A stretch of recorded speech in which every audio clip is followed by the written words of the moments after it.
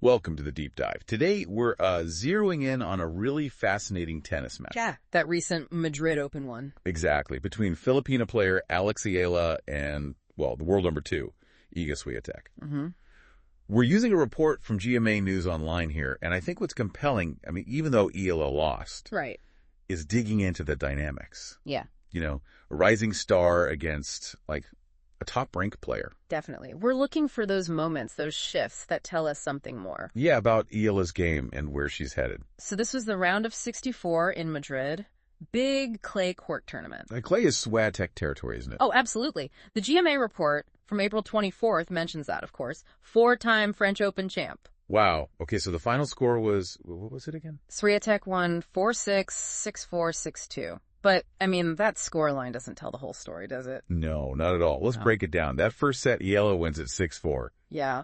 Against Swiatek, on clay, Yeah. that's pretty huge. It really is. It shows she can hang, she likely started strong, maybe fewer errors.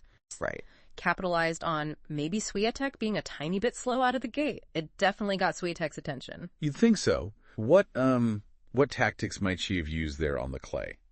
Because it's so different from hard courts. Well, maybe more variation. Good depth.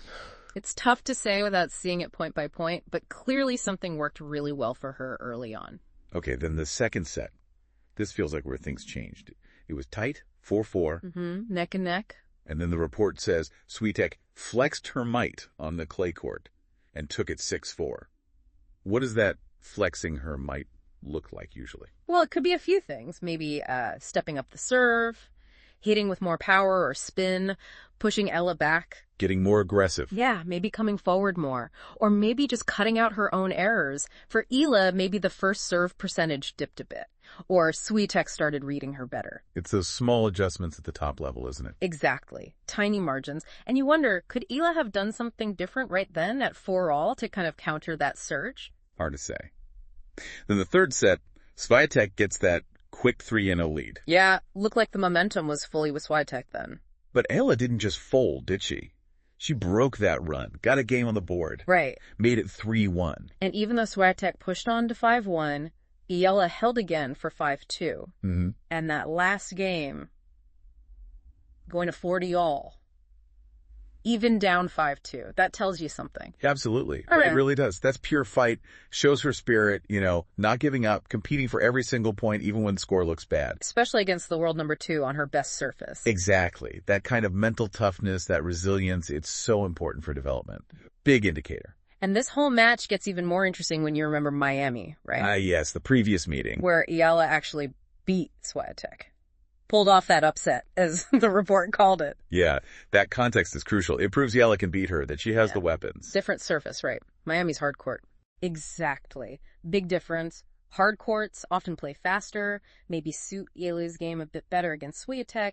Clay requires different construction, more patience sometimes. And Swiatek's record on clay speaks for itself. It really does. So beating her on clay is a whole different challenge. You wonder what worked in Miami that maybe didn't translate quite as well in Madrid. Good point. And we should probably mention, after that Miami win, Eala lost in the semis there to Jessica Pegula, who made the final. Right. And that's also part of the journey, isn't it? Shows she can get these big wins, but maybe stringing them together consistently against the very top players deep in tournaments. That's the next step. It's all experience. Absolutely. Facing players like Pegula, learning from those losses, that's invaluable. And just to round out the picture in Madrid, Eala didn't just get to play Swiatek. She won her first round match. Yeah, against Tomova, Victoria Tomova. Beat her pretty handily, 6-3, 6-2. Which shows she was playing well coming into the Swiatek match, adapting to the clay. She earned that spot. So it wasn't a fluke that she challenged Swiatek. Not at all. It makes that first set win even more impressive, I think. Okay, so let's try and pull the key takeaways together. For me, the big one is Eala taking that set off Swiatek on clay. Yeah, I agree. Against a player that dominant on that surface, it's significant. Speaks volumes about her level right now and her potential. Shows she can disrupt even the best. Definitely. And that turning point, 4-4 in the second set, it just highlights how intense these matches are. Oh, yeah. It's all about those key moments, isn't it?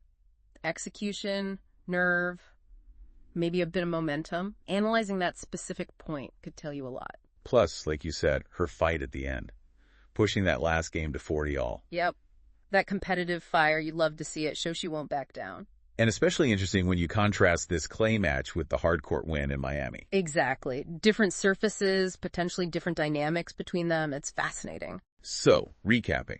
Eala started incredibly strong against Swiatek in Madrid, winning that first set. Swiatek battled back to win in 3, but Eala showed real fight, especially at 4-all in the second and in that final game. Right. And doing this on clay, Swiatek's best surface, is really something, especially after Eala beat her on hard courts earlier.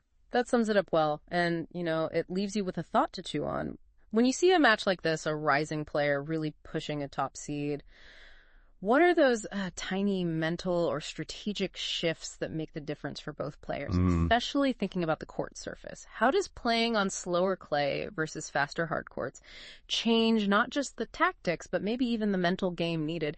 How does it change things for Eala and for Swiatek? It goes way beyond just the 4-6, 6-4, 6-2 score, doesn't it?